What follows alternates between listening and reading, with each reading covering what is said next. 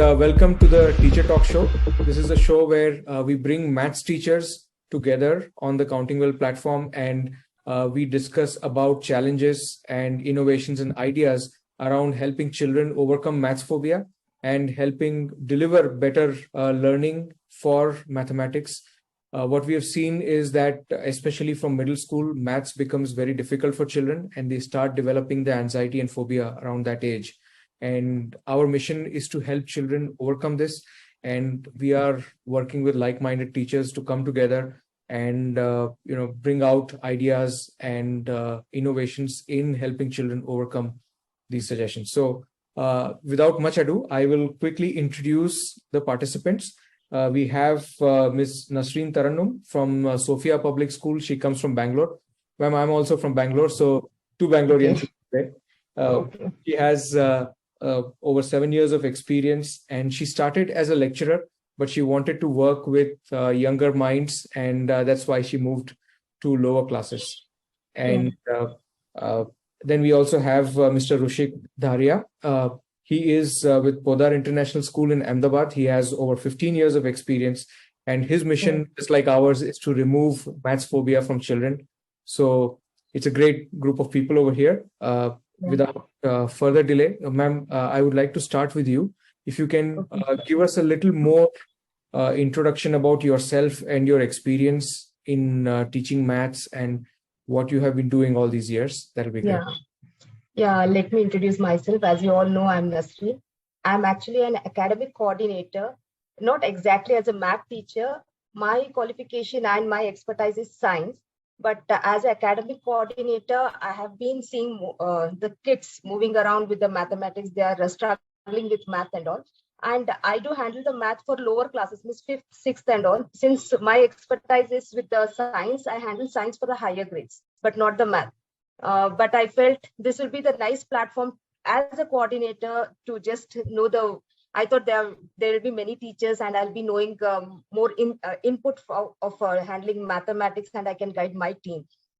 So I think I can't give much ideas as Rushik sir can give over there, as I feel that he's a mathematics teacher. So I feel that this platform is going to help me as a teacher rather than me putting up. I hope so. That's it. But I was handling zoology for the higher +1 and +2 when I started my career. Then I felt there was, due to some personal reason, I have to take a break as a motherhood there was a phase of motherhood in my life.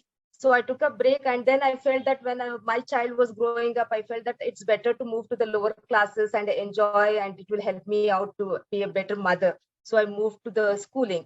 And there I felt that as the need of the school, I started with a math teacher for 5th and 6th.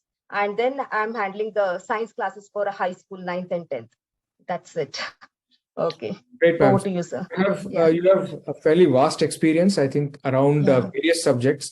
And I'm sure that that can add a lot of value. So even though we are talking about maths, ultimately there are a lot of common challenges which children face across subjects, especially as they get into higher classes. So I'm sure that we will definitely have good things to discuss today. Good to you, Rushik sir. Why don't you give us a quick introduction about your background? Yeah, good evening, sir, and good evening, ma'am, Nasreen ma'am. I'm happy to hear from you that you are from science background and still you are having interest in mathematics to develop children. That's one of the noble cause. And let me quickly introduce myself. I am Rushik Dharaiya, HOD Mathematics in Podar International School, Ahmedabad. We have more than 139 branches all across India and even in abroad. Globally also, Podar has a name. I started my journey in Podar, Ahmedabad 8 years back in 2015, and this is my 8th year running. Before that, I worked under various other institutions of various boards. Let me accept it. I have worked under CBSE board. I have worked under IB board. I have worked under ICSC, IG, CSC, etc. All the possible mathematics boards. But I found finally to settle down with one board where I can be so flexible, so relaxed, and which is more beneficial in terms of progress of all kind of areas. So I found CBSE board to be the one of the best board, and that's why I have joined Podar Ahmedabad, and I'm still working with it. And my association, I hopefully will be continuing for the coming years as well. Talking about mathematics. Mathematics is my passion, and as rightly said by Sir Anirmal Sir, that my goal or my vision is always one particular fixed goal, that is to remove the phobia of mathematics from children. Because I found when even I was student, the way we were getting treatment of mathematics, the way we were being taught in mathematics, always there was a kind of phobia, there was a kind of notion that, oh, maths is very difficult subject, and teacher was like, if you don't do homework or don't do practice, you are going to be beaten, you are going to be threatened, etc. Hopefully with government's initiations and all other local rules, many of the things are changed. Like punishment is one of the area which is changed, and because of which I agree up to certain level that education has come to a little greater height. So mathematics phobia to remove from people. For that, I keep working since many years, and whatever possible from my side, I keep doing. I become part of many other institutions like organizations wherein they provide mathematical education, mathematical support. I initiate to join them without any kind of monetary purpose, without any kind of other purpose. I keep giving service to them, and especially whenever it is about some competitions related to maths. You must have seen English competitions, science related competitions, exhibitions, which are most common. But when it comes to mathematics, the competitions are very rare.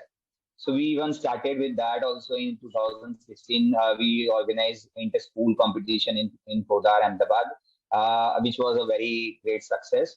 And we are even continuing with the same purpose.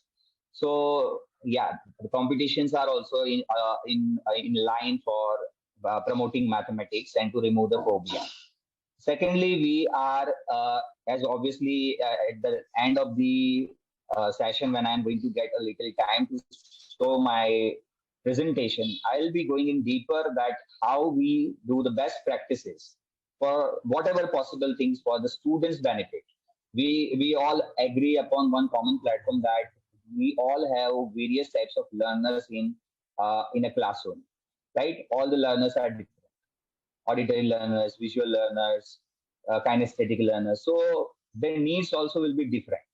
We can't have a one particular technique to teach all the students or one particular methodology to stick with to teach all the students all the concepts. So we keep on changing the techniques as well as the methodologies. So those best practices I'll be going through whenever I get opportunity towards the end of the session. So yes, I'll not extend much, and I'll say finally that yes, my goal is to remove the phobia, math phobia, and I hopefully I'm thankful to Countingwell. Nasreen ma'am told that I also was expecting many teachers globally to be there and discuss with each other. We can come up with a common concise wherein we have a common platform like Countingwell, and we discuss with each other. We come up with great ideas, great discussions. But hopefully, this is one initiative, so I appreciate it. And in future also, we'll have much more people to discuss with. Absolutely, sir. So thank you. Welcome to the show again. And we'll definitely have many more episodes. And I think as more and more people start to see this and see the value that they can get, we will have a greater number of participants as well. Unfortunately, today, we had 2 people dropping out. We initially had 4 people who were supposed to be a part of it. But, that's what it is. So, I'll bring up some questions which we have also encountered and faced when we were building Countingwell, and as we have been implementing Countingwell as well. What we have seen is that the biggest challenge that we see is typically that the maths phobia starts to begin in the middle school. And I'm sure that even Nasreen ma'am, though you are not a maths teacher at that level, you would have started to observe that change in the students when they get to middle school. So I would like your opinion on this as to what could be the causes, or what are the causes of the maths phobia starting to develop at the middle school level.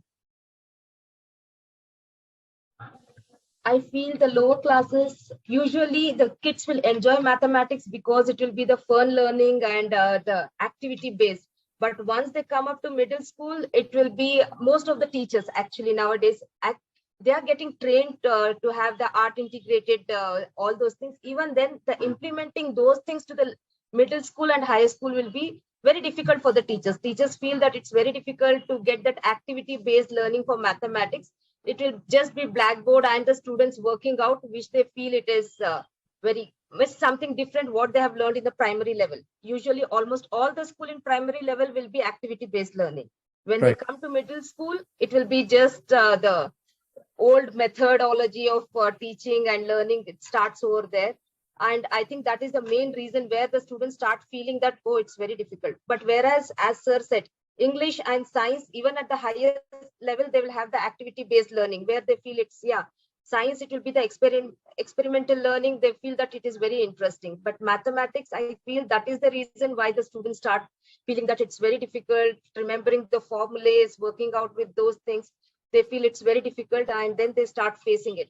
I think the only reason is we need more and more teachers with well experienced with this experimental learning in mathematics to be included, or art integrated, right? I think Rushik sir will be knowing better about this, right? So these things, if it is there implemented in our middle school and high school, obviously the learning will be very interactive, and in that way, then they will start loving the mathematics. Absolutely. As sir said, even our teachers also not done the homework, fine, punishment. Then we used to fear, means we used to go to friends or some expertise in our class toppers, and we used to find the solution, try to, because we should get it whether we are understanding it or not. That used to happen during our school days also. Yes, that I think that's the perfect point you made, right? The way we create that whole feeling around mathematics as a subject is that ultimately the children fear it so much that they are not worried so much about understanding anymore. They just want to make sure they get marks. That is one side. And of course, I also see that as the number of concepts starts increasing, it is also becoming difficult for the teacher to spend so much time on these activities, right? So in the primary classes, because the number of chapters are lesser and the number of concepts being taught are lesser, they have enough time to spend on various other activities. But as they get to the middle school, just because of the vastness of syllabus also, what really happens is that the teacher is focused on completing the syllabus rather than on trying to do all these kind of activities and trying to drive home this learning rather than actually just trying to memorize the topic. Rushik sir, I have a question for you now.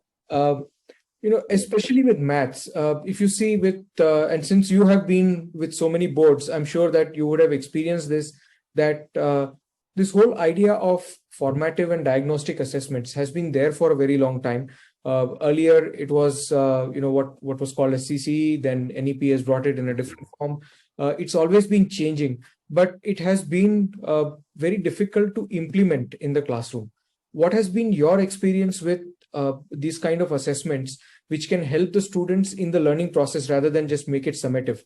And what has been your experience, especially with regards to mathematics? Okay, thanks for raising such a wonderful topic. Actually, even we teachers, when we are free in the staff room, we discuss with each other the past experience of CCE. CCE was one of the best things CBSE has come up with, and many other boards accepted as well. So I feel CC was actually helping people coming out in their lives with professional growth as well as other growths, as far as it is concerned about academics. So other than summative, when it was formative assessment as well, what used to happen, there are always a coin has two sides. So there are always pros and cons.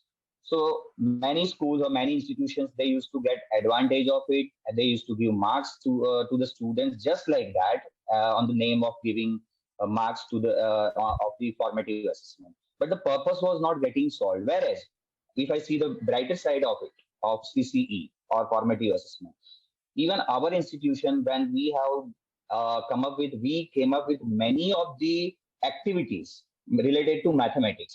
I'm restricting myself to mathematics right now. So we came up with many activities, like we even gave activity related to Sierpin's triangle. We gave many other activities related like golden ratio. All these terminologies, if you see, these are nowhere in the textbook, but we gave this exposure to the students at the level of the ninth, 10th standard. And believe us, they students were like fascinated. They were getting new things to know beyond textbook. And nowadays, we all, as a math teacher, we need math educators. We need to go beyond textbook, because we restrict ourselves to the textbook. Students start mugging up. Students are as rightly said by Nasreen ma'am.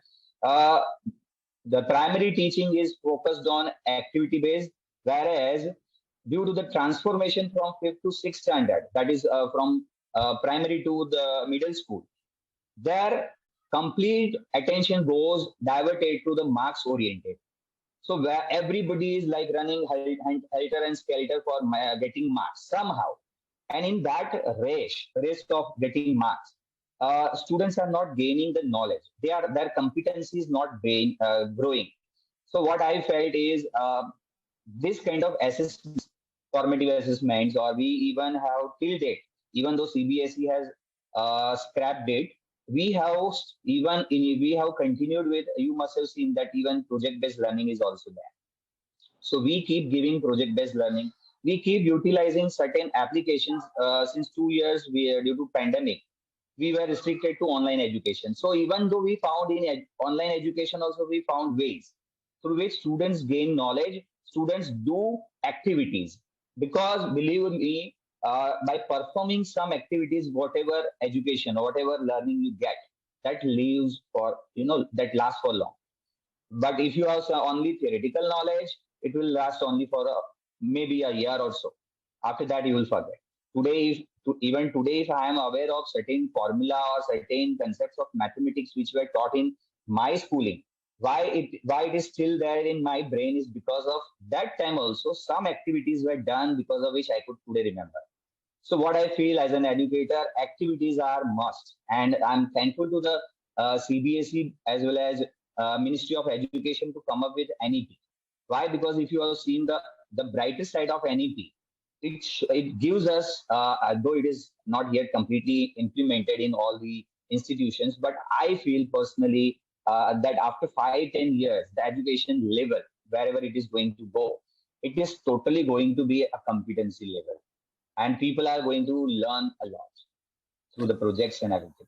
Absolutely. That is something I agree that the way NEP's vision, at least, is amazing, right? It is designed to drive towards competency-based learning rather than just knowledge or rote-based learning, right? So no more will we be worrying about whether I remember this formula or not. It should be, Yes. especially when it comes to maths, it should be more about developing problem-solving skills rather than remembering formulae and remembering definitions and things like that, right? So I think that is that's very, very true. And the other fact that you brought up, which is something that we have experienced as well, is how these formative assessments and activities can actually bring a lot of value, right? Without, so for example, what we did with Maths Premier League this time is that, internally, it's really a formative assessment. So, as we declare the results, you will see this as well. But what we did was that we did an assessment as a qualifier test on the children.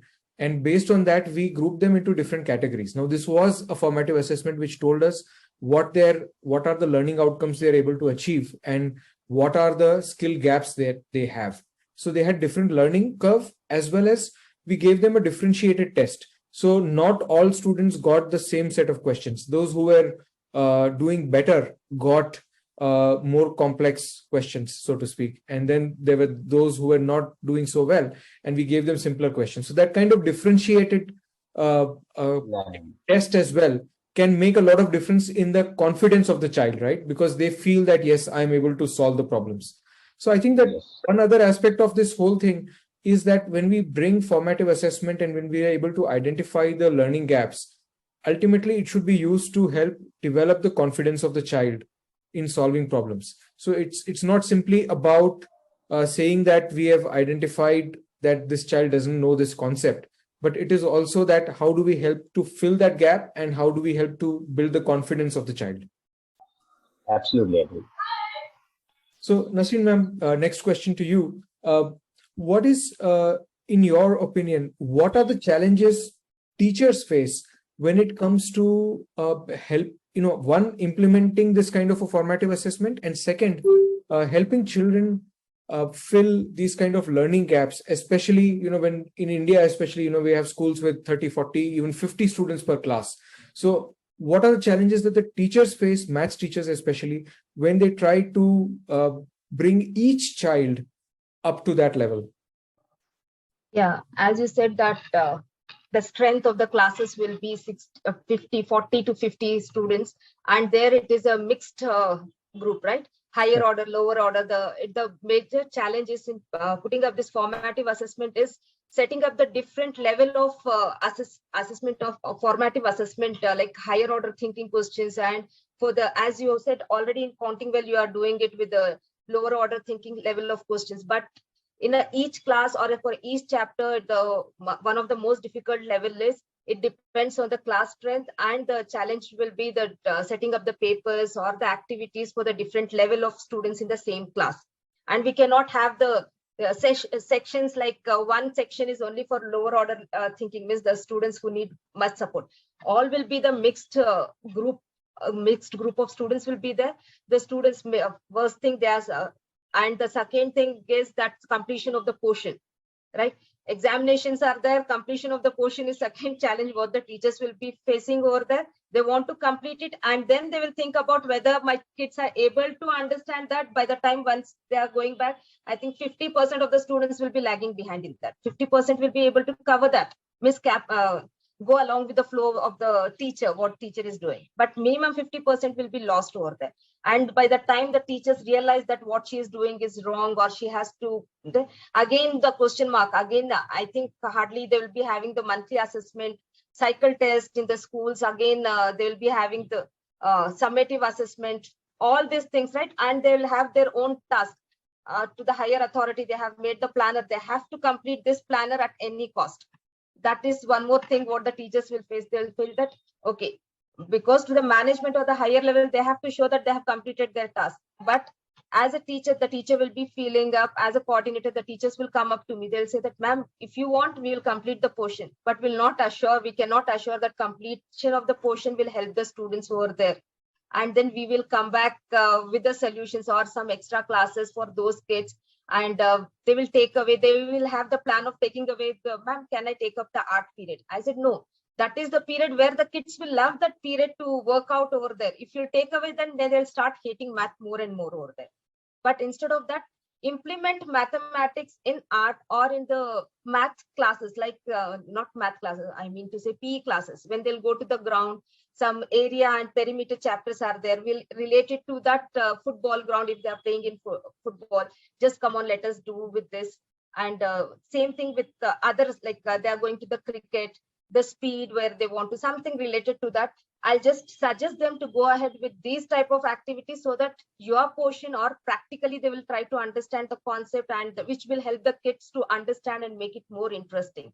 But the main, this is what is happening in the schools, I feel. Yeah. Absolutely, ma'am. I think you hit it on the head correctly, that it's basically that the teachers are forced to complete the portion within a certain time, right? And sometimes even they realize that we are not able to give that much time to individual children, but they have no option but to actually move forward. And definitely, I think the fact that our assessment structure is such that we always do it at the end of a term does not give us the opportunity to go back and try to fix something.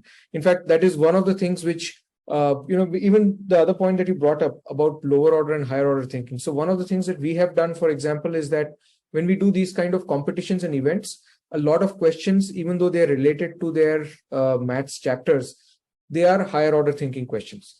And that is where we start getting the children to think, and they are excited about these competitions, right? Because there is a prize at the end of it. So it feels like an activity to them, but at the same time, there is always some learning which is happening, and we are driving them towards that kind of higher order thinking. The idea is that I think that higher order thinking is something which should be encouraged in the classroom, but we don't have the time to push that and to make that happen. And one of the ways, and I think even Rushik sir has been saying that we have to, maths competitions are very, very rare. And when we do that in a simple format, when we make it very complex, right? So when we say that it is at the level of an NTSE or Olympiad or something like that, then what happens is that only the smarter children will be interested in participating. The average children and the below average children think that this is something which I cannot achieve anything. So when we create these kind of competitions and activities, we also have to design it with these children in mind, where everybody can participate, where everybody can feel that, yes, this is for me as well. It's not only for, the stars of the class, so to speak. So I think that is very, very important, that whenever these activities are designed, the teachers, or in general, the design of the activity is such that we try to do it only for the smarter children. But we should actually be doing it with the average and the below average children in mind, because they are the ones who really need to build that confidence and build that interest in the subject. What are your thoughts, Rushik sir? I absolutely agree with you, sir. And that's what is actually happening nowadays. As far as competitions are concerned, first of all, I'm thankful that MPL has come up. Means Countingwell has come up with MPL kind of, a Premier League. Nowadays, everywhere Premier Leagues are very known, very famous. So giving such a wonderful name to the competition also matters at times. Instead of rather calling it as a math competition, people will back up thinking that, okay, it's an Olympiad, it's something not my cup of tea, and star students will take part, and I will, even though I will take part, I'll be back. I'll not be getting prizes and all. So what I feel is, at school level, everything happens at school level only, first of all, because when they grow and they go to the college level, maximum of I still remember there's no scope in terms of getting competitions and all. There are rare. But there are rare. So maximum participation they should get in the school, so that their development is done very nicely. So as far as competitions are concerned, I always have vision that if possible, because this also comes as a budgetary issue in the management. So as soon as the budget is sanctioned and budget is possible from management side, I think such kind of smaller level competitions should be organized. Even 2 to 3 schools can come up together as well. Sometimes it is one person like Countingwell is doing something which is possible only restricted to some level. But if together with Countingwell other people are also joining, believe me, it is going to grow. So sometimes we have to take smarter choice as well when we all are talking about students' development, right? All of our common goal is to get students' development. We do some activities so that students learn, students grow, their competency increases. NEP also has vision that they all will have practical knowledge, and the rote learning will be gone. So to have solution, we all will have hands together. We have to have a planning, as rightly said by Nirmal sir, where at one point he said that we have to organize the competition such a way that an average student or below average student also should be happily taking it. He or she should not feel notion or phobia that no, maths competition is not something which I can do. I can take part in sports, I can take part in some other things, but I can never take part in mathematics competition. So as rightly told by Nasreen ma'am, we should have a curricula in such a way that even though in PE period, when students are going to the ground, all such concepts of science, mathematics, even SST, they should be related. And that comes only when such a wonderful competitions are also organized. Even though one more thing I want to bring into the discussion, that is about competency-based lesson plan. because everything is going well when your lesson plan is well. If you believe me, if you don't have proper lesson planning, maybe even though there are good things in your mind, you will not be able to put in all together. So a complete lesson plan is something which builds teachers' confidence as well. Okay, today or this week, not only on one day. This week, my topic of mathematics is this. Science teacher also comes up with the same thing, and science teacher also relates her or his views on that particular topic. When the whole week they have one particular theme, and that theme-based learning is going on, and there the teacher is developing various concepts rather than going behind concept. I think they should decide certain activities which involves all the areas: sports, science, SST, mathematics, all these things together, and then they will discuss, and students level can be developed. So yes, that's what I believe. Wonderful, sir. For the benefit of our other viewers who would be watching this and listeners, can you also give an example of how you create a competency-based lesson plan? Okay, so like competency-based lesson plan is something. See, lesson plan has certain criteria, like what you are going to teach, your learning outcomes, learning objectives. First of all, learning objectives has to set. If you don't set the learning objectives, believe me, even though your delivery is good in the class, it is little less fruitful than what it can be if the learning objectives are set. So what we do, our lesson plans, even I will be showing in my presentation, one of the few samples of competency-based lesson plans. I'll be showing few samples in which art integrated learning is also involved. Some activities are also involved. Visual learners for their benefit, because maximum of learning happens visually, and it lasts for long. So all such activities, all such art integrated projects, everything is involved in the competency-based learning lesson plan. So I'll be showing in the presentation once I will be allowed. So you're muted. Yeah, great. So I think this is just the right point of that conversation where I think we would love to take a look at your presentation, and Sure. let's discuss that. Sure. Just give me 2 minutes. Sure.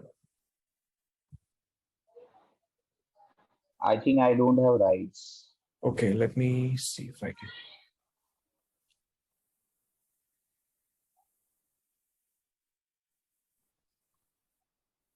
Okay, I have made you the co-host. I think now you should be able to share it. Yeah, now I can.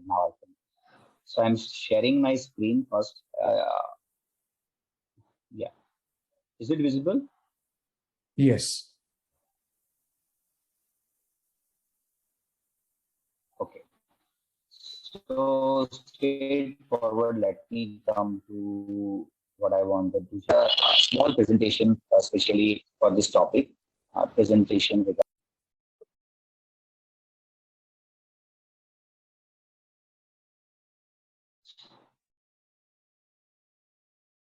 Can you turn your screen around so that? Just a minute. Yes. Right. Yeah.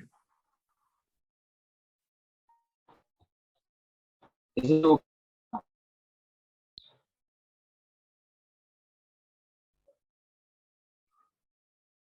Yeah, this is good.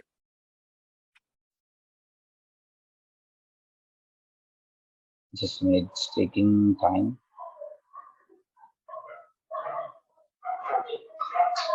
Yeah. So as you can see, I hope the screen is visible to all. Yes. Yes. Just a minute.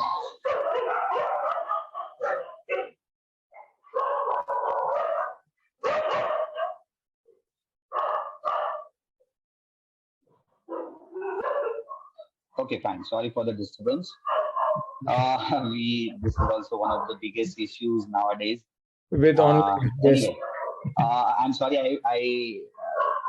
I disturbed a lot due to this noise. This is just a sample of what we do in Podar International School, Ahmedabad, and across India, all other Podar schools also follow some of the other parts of it. So what are best practices as per what we do? So first, as I told, competency-based lesson plan and competency-based questions as well. So here you can see, I know the writings are very illegible. They are very small in font size. But I can show through the visuals that here for both 9th standard and 10th standard, a lesson plan is organized in which the chapter is selected, introduction to trigonometry, you can see. The learning outcome is fixed. Like students will come to know the meaning of trigonometry and its use in day-to-day life. This is a learning objective, we can say. It becomes outcomes when we are sure that students have understood it. What are the teaching strategies which are very important for delivering what you have planned? So here you can see, you can give certain examples, live examples. You can take students to the ground and show them that, okay, this is the scenario. We want to find the height of our school building. And for that, how can we approach? So all these things visually, when you have planned. So such kind of lesson plans I was talking about, even on the right-hand side, you see 9th standard topic is taken. And for that number system, even how numbers are related with patterns and with some designs, that is shown under the integration of art, if you can see, right? So there you can see the numbers are written, but through numbers, design is created. They are all numbers, 1, 2, 3, 4, 5, and so on. But out of those numbers and some using the art integration, a beautiful design can be seen. A face is visible of some person, and where the eyes are visible. So this is all we can say that competency-based lesson plan can do.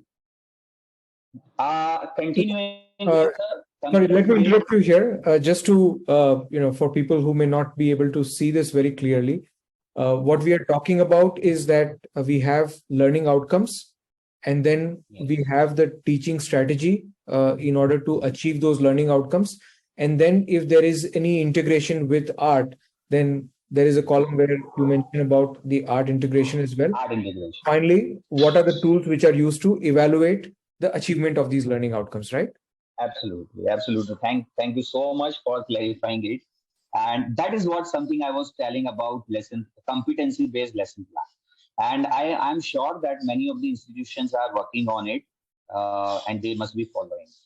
Now, as a part of evolution, you could see there are various tools possible. Like you can take quiz. There are many tools available: quizzes, Kahoot, etc. Out of which we also follow, especially for Podar Education Network. For all across the Podar, we have SDP kind of worksheets. What do we mean by SDP? SDP is School Development Program. So for our school development program, we have SDP worksheets.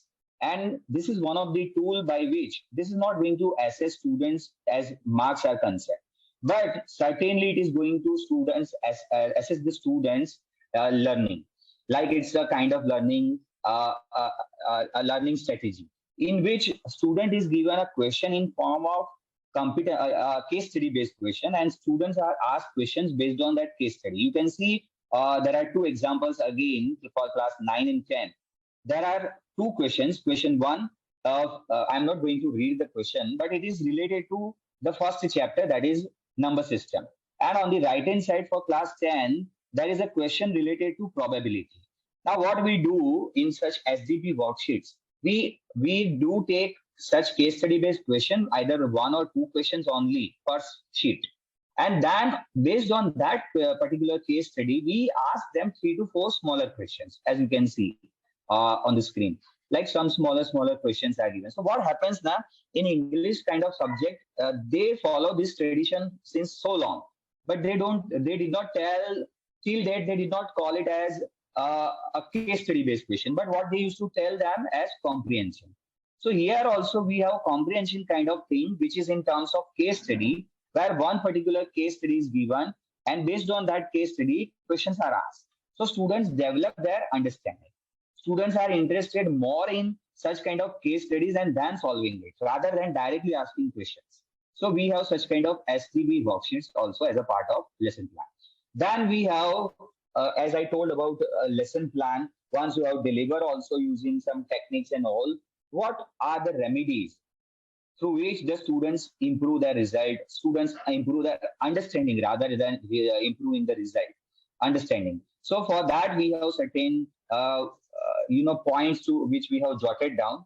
Like we always divide the students into the categories below average, average, low flyers, etc. And based on their levels, rightly said in between that as per students level we should have competitions. So we do divide the students into groups, and then we do give them certain their level, age appropriate level, their learning level based motivational speeches are given, puzzles are given, playday activities are discussed.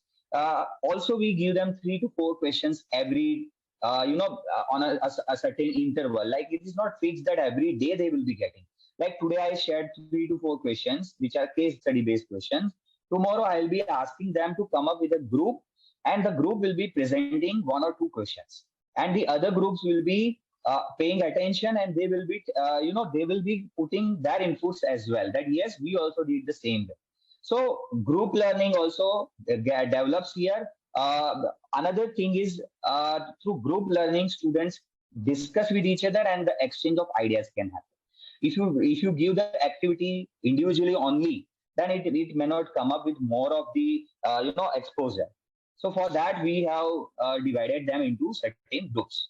Then we have other mathematical concepts, we ask them to observe all the mathematical concepts possible in their day-to-day life, starting from the morning when they get up, like drinking water or drinking tea or drinking milk. So we ask them to observe each and everything as far as mathematics is involved. How many times they eat in a day, how many times they drink water, how many millimeter of water glass it is, how many times means how many hours they watch TV, how many times they do the transaction. They obviously they might not be having the transactions in day-to-day life. Their family members must be doing some or the other transactions, bill pays and etc. So we ask them to take a note of it and then discuss in the class. Certain things we have planned as a remedies. In continuation, we have strategies. We emphasize on visual learning more, like because I believe that all of us will agree that graphical representation is something where students get more involved, and they take more of interest, especially when even online platforms like MathBuddy, GeoGebra, Mathgon, etc. are concerned. These are all very, very, very useful tools for mathematics learners. So it provides insight to the competency-based learning, which we are talking about, their day-to-day learning. We give them practice worksheets, as I told a few of the samples I shared with you.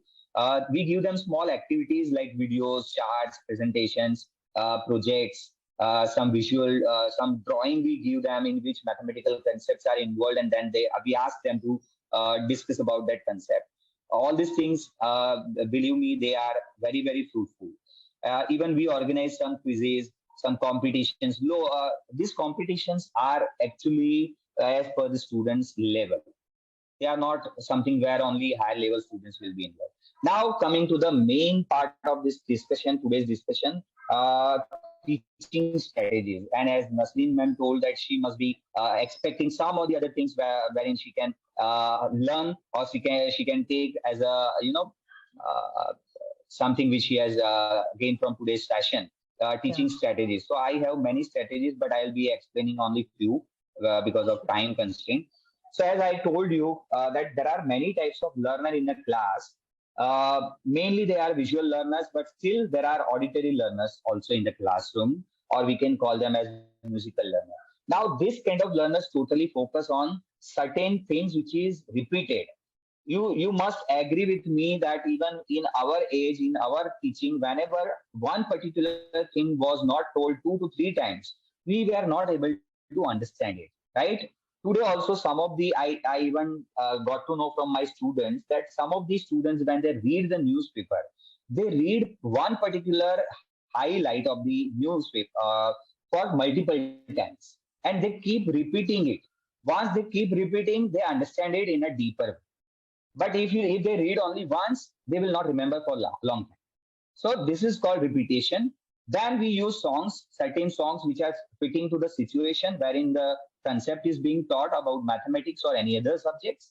One very innovative tool which is nowadays in focus, that is storytelling, which we did from many years, which we keep doing since many years. Storytelling means some topic you create your own story, small story also, it works.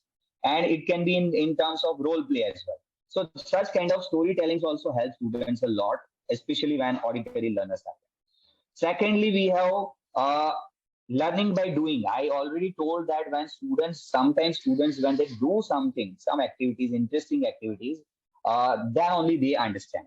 So here you can see in the picture, there are two concepts of mathematics which are highlighted, and I am sure you must have cracked the wall. It is discussing about pair of linear equation of class 9 as well as, class 10. And it is also in the second picture, you can see the spiral method of finding square root.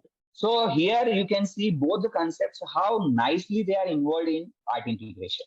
So in one concept, pair of linear equation is used, and beautiful cartoon is created by the students. These are totally done by students, believe me. And second picture, you can see in the picture itself, you can see that the concept is easily highlighted through an art integration. So such kind of art integration related activities, learning by doing, should continuously happening. Critical thinking skill. So we have many platforms, and now we have even Countingwell, one of the platform wherein certain competitions are created and where students take part. Math Buddy was one of the thing which our student took part. Math Khan Academy videos are also there. Khan Academy smart sheets are also there, wherein students take part, and as per their level, they take part and they gain certain points or rewards. Then we have, especially for visual learners, we have such activities wherein the child comes up with the 3D model and he or she explains the algebraic identity of a plus b whole cube or a minus b whole cube. And the same is done by online platform, that is Mathicon. So that the transaction which happens by doing activity, the same is cross-verified by online platform as well. And in the second picture, it is showing that the exponential rules are explained. So exponential rules through certain circular methods they have shown. In continuation, I would like to emphasize more on this. As soon as we go to the classroom, we never directly start teaching. Remember, because the moment you start teaching directly, the students lose their interest in many of the topics. So what you need to do is you need to grasp their attention. For grasping or grabbing their attention, you need to have certain puzzles or games. A small puzzle wherein the mathematical concept is hidden and students are not aware about it, but still they will take interest. So such kinds of pictures, you can see that a missing number to be find out. Pictures are given of certain fruits, some operations are there, and then students are asked what is the value of each of the fruits. Such kind of things, believe me, they grab the attention of the students. It is very difficult, believe me.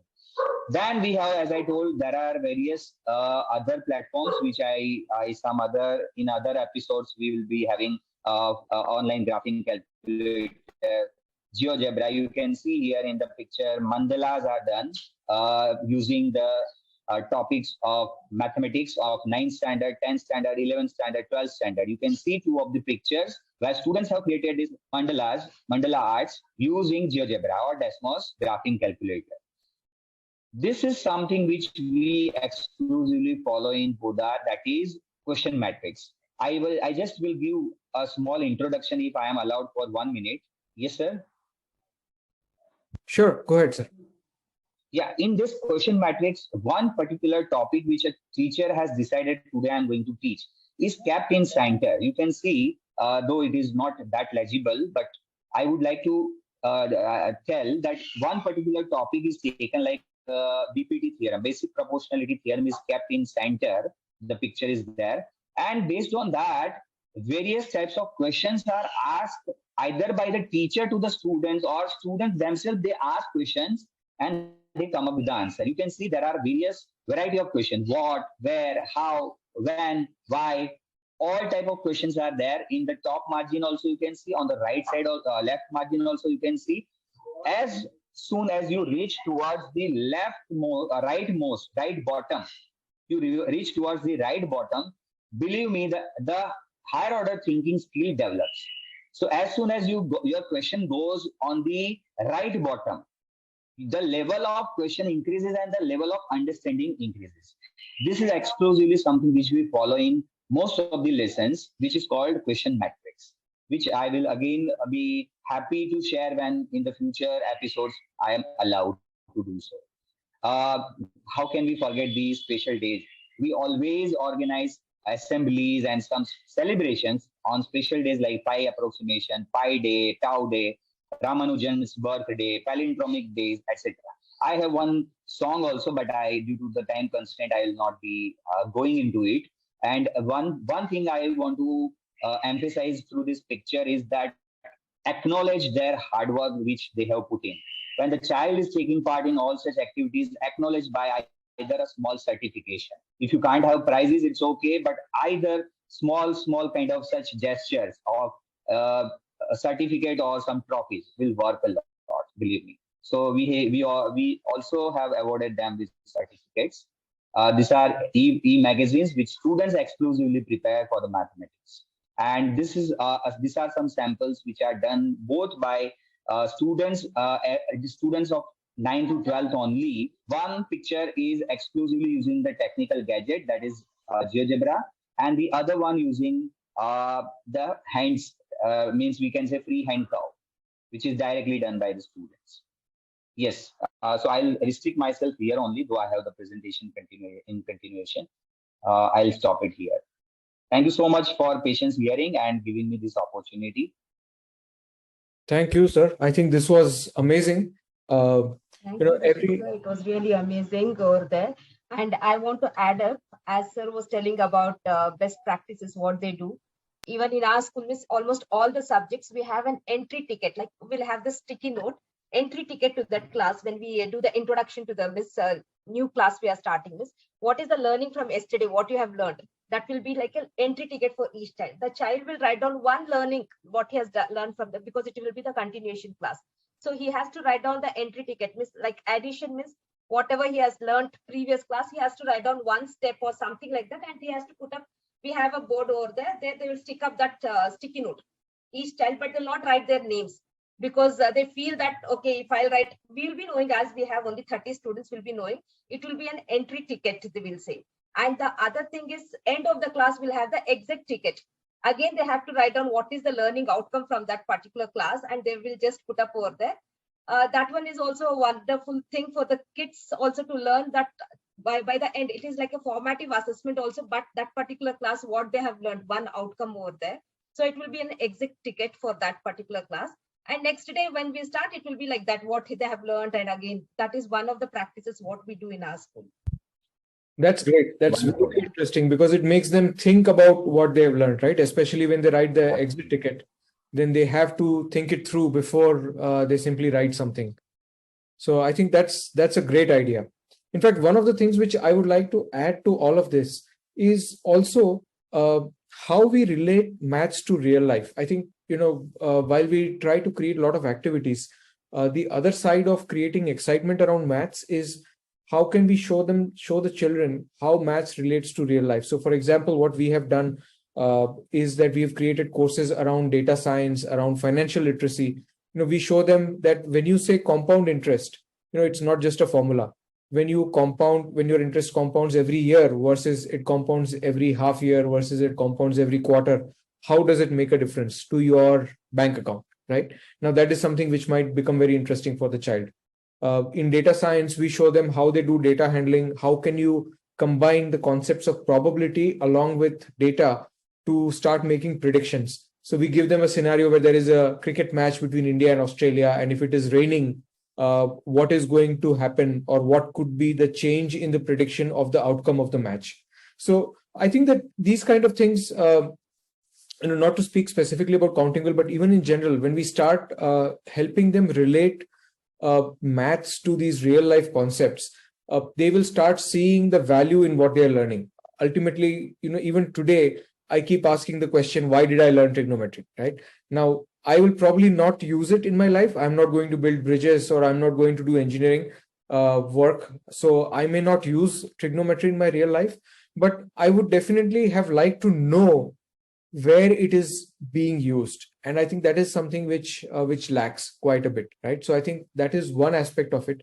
The other aspect which a lot of people kind of ignore is that we should be working towards helping create a growth mindset in children.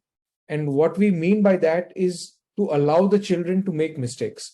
Now, maths is something where we say that it is a black and white, right? So either you get it right or you get it wrong.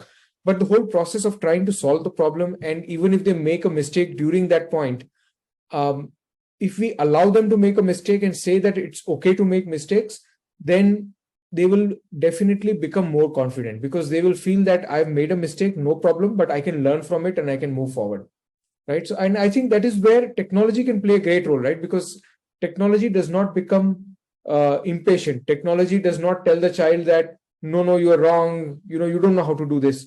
Technology will say that if you're learning on an app, for example, it will say, okay, you made a mistake, this is how you correct it, let's try and repeat it. And it will keep repeating till the time the child can get it right. So I think that those are some of the other aspects which should become a part of that whole teaching learning process, where we allow the child to make mistakes and say that, don't worry, you made a mistake, but you can still learn from it and you can move forward. And second, how we start showing them the value of what they're learning with their real life, right? And that's where I think they will start seeing that whatever I'm learning is valuable, and there is something which is going to be used in my life. So I should put some extra effort and try to learn it, rather than simply focusing on the marks and saying that this year is over, now let's see what happens in the next year, and we'll figure it out later. So that's my few things which I would like to add to this whole discussion as well. That's really amazing, actually, because that is something which we all agree upon. Day-to-day life learning, when students are aware of it, the purpose of it, then only they will really believe it. And as you also told that till date, the question rises in your mind, where do I use trigonometry? So yes, we need to understand, and when this can be understood by the students, by the teachers, when they are teaching the concept, they should made it very clear that you may not find all the concepts useful every now and then in your life. When you put in yourself in the real life, you may not be using every now and then, but you need to understand the aspect of it. So which is rightly covered by in your discussion. So we also do the same thing. We before teaching the students, this concept is a mathematical concept. It has a real life application also, but it may not be useful for you in future. It may be useful for somebody else, right? So that we all need to understand when we are teaching to the students, and we need to clear it. Great. So I think we are now at the end of this discussion, and given that we were such a small crowd, we were still able to. I believe that we were still able to get a lot of value out of this talk, and especially thank you, Rushik sir. I think you brought a lot of value, and I'm sure that when we put this up on our YouTube channel as well as on the podcast, a lot of people who are going to listen to this and watch this will see the value, and will be able to take something and add it to their skill set as well, which is ultimately the goal that we want to achieve as well. Absolutely. So thank you, everyone. Wonderful talking to both of you. And once we share this, I will share the links with you as well. And I look forward to having more discussions. We will definitely invite you in the future sessions as well. And I'm sure that both of you will find great value out of whatever discussions we have with more and more teachers in the future. Yeah, sure. Thank you so much, sir. And on behalf of Podar International School, Ahmedabad, I would like to thank once again for providing opportunities not only to the teachers, believe me, but to the students. And I believe us students are very happy. Though the crowd slowly and gradually they take part in the competitions, but they are so happy taking part in it. And even though they get or not, I always believe that some or the other way they should be rewarded. So we have already planned that even though they have taken part, we will be, if possible, we will be rewarding them through some or the other ways, because that appreciation is something which is very important. So that's amazing by Countingwell, and I appreciate the activities done by Countingwell. And in future also, do let us know if our inputs are required. We are always there to. Absolutely. I'd love to be in touch with both of you. And we have something very interesting coming up. We will announce that in a couple of weeks. And I'm sure that your students will be very, very excited with this new stuff that we're coming up with. Okay, sir. Definitely. Thank you. All right. Thank you very much. Have a great evening.